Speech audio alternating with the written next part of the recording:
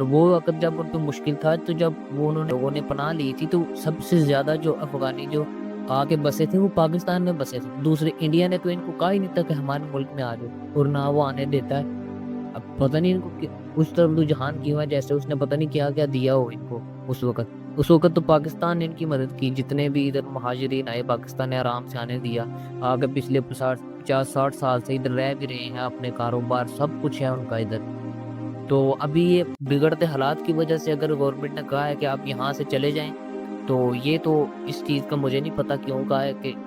بہتری ہوگی کہ اس میں۔ لیکن دیکھیں ہماری سب سے پہلی جو ترجیح ہے وہ تو پاکستان ہی ہوگی نا، ہمارا اپنا وطن ہوگی۔ اگر آپ کے علاقے سے، آپ کے افغانستان سے کچھ لوگ اٹھ کے آتے ہیں پاکستان میں، ادھر آ کر قتل و غارت کرتے ہیں، تو ہم نے آپ کو کتنی دفعہ کہا ہے، روکا ہے کہ ان بندوں کو روکیں، یا آپ ان کو خود ٹھکانے لگا دیں، یا ان کو منع کریں اس چیز سے کہ اب پاکستان میں اس چیز کی ضرورت نہیں